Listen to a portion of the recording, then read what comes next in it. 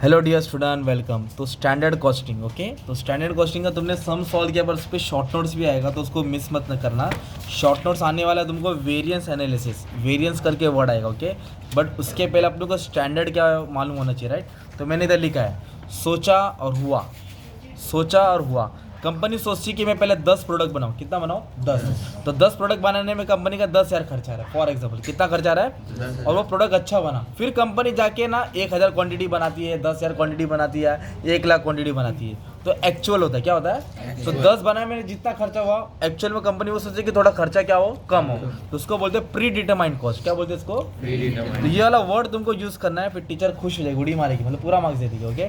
तो standard costing क्या है? प्री डिटरमाइंड कॉस्ट क्या है? कंपनी पहले से कॉस्ट विचार करके रखती है, तय करके रखती है, बजट करके रखती है, and is calculated from management standard of efficient operation. जो भी ऑपरेशन है कि इतना मेरे को खर्चा करना है 10 लाख, और खर्चा हुआ मान लो कंपनी का 9 लाख। कितना हुआ कंपनी का? तो जो 1 लाख का गैप है ना, वो पॉजिटिव आया। क्या है वो? तो ये इसको सही बोलेंगे, इसको फेवरेबल बोलेंगे। क्या बोलेंगे? अगर कंपनी ने बजटेड कॉस्ट 10 लाख सोचा, कितना सोचा, और कंपनी का खर्चा 12 लाख हुआ, तो फिर कॉस्ट ज़्यादा हो गया, तो एडवर्स हो गया। क्या हो गया? तो इसको ही स्टैंडर्ड कॉस्टिंग बोलते हैं। क्या करते हैं कंपनी? अलग अलग स्टैंडर्ड बना के रखती है, अलग अलग कॉस्ट का, फिक्स का, वेरिएबल का, ओवरहेड का, मटेरियल का, लेबर का। फिर कंपेयर करती है। क्या करती है? क्या सोचा था और क्या हुआ। जो सोचा था उसको स्टैंडर्ड कॉस्ट बोलते हैं, और जो हुआ उसको क्या बोलते हैं? Actual cost. तो उसका तरीके को बोलते हैं वेरिएंस। क्या बोलते हैं? क्यों और कैसे, राइट। और ये स्टैंडर्ड कॉस्ट कहाँ का एप्लीकेबल है? प्रोसेस इंडस्ट्री में। कहाँ होते हैं? जहाँ केमिकल प्रोसेस होता है, एग्रीकल्चर फूड प्रोडक्ट में होता है, सर्विस इंडस्ट्री बोले तो ट्रांसपोर्ट, गैस, बस, वहाँ होता है, या फिर टेक्सटाइल इंडस्ट्री, ये सब नाम डाल देंगे, माइनिंग इंडस्ट्री। तो तुम्हारा याद है कि standard costing is applicable in various industry, ये सब नाम डाल देना। अब तुमको मेन टॉपिक ये बताने का, वेरिएंस एनालिसिस। क्या बताने का? वेरिएंस मतलब डिफरेंस होता है। क्या होता है? Between standard and actual, standard and actual. आपने देखो ना मटेरियल का सम किया ना, तो उसमें आप क्या लिखते हैं? मटेरियल कॉस्ट पे, मतलब कितना कॉस्ट में चेंज आया। अगर पॉजिटिव है मतलब अच्छी बात है, नेगेटिव है मतलब नकली है, कंपनी इतना सोच के भी ज़्यादा खर्च हो गया। प्राइस में कितना चेंज आया, पहले आलू 10 रुपये का था, अब कंपनी आलू 12 रुपये में मिल रहा है, तो 2 रुपये बढ़ रहा है, तो क्वांटिटी बढ़ेगा तो रुपया भी ज़्यादा देना पड़ेगा ना।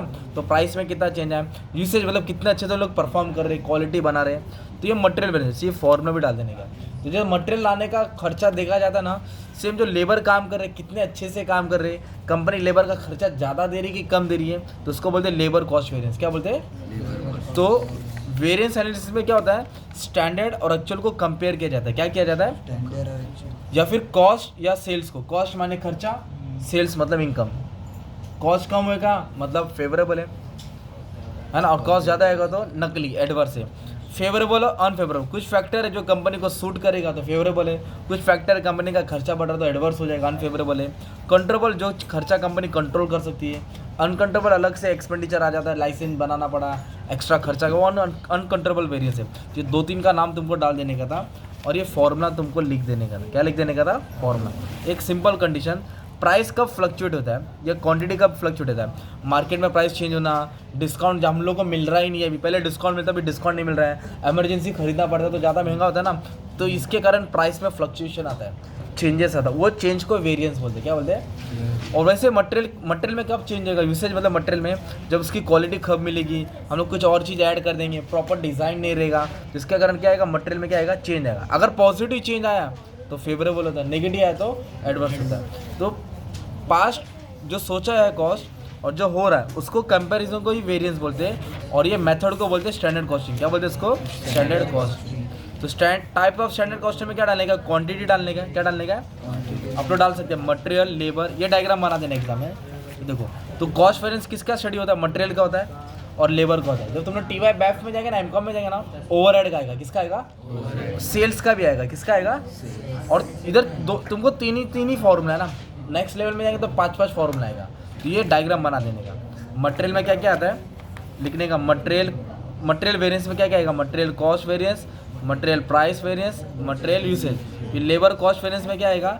मतलब लेबर वेरिएंस में क्या आएगा? Labour cost variance, labour efficiency और लेबर प्राइस वेरिएंस। ऐसा डाल देंगे तुम्हारा मार्क्स तैयार हो जाएगा। ये लाइन याद करने का तुमको, ये लाइन याद करना पड़ेगा। Predetermined cost which is calculated from management standard of efficient operation, है ना। तो cost are classify on the basis of time into historical cost and predetermined cost, जो हुआ है और जो हो रहा है, तो ये सब डाल देके तुम्हारा एक शॉर्ट नोट तैयार हो जाएगा। नहीं समझा तो फॉर्मूला डाल देना, क्या डाल देना, 2-3 ब्लैंक्स आएगा, स्टैंडर्ड कॉस्टिंग वो उठा के डाल देना।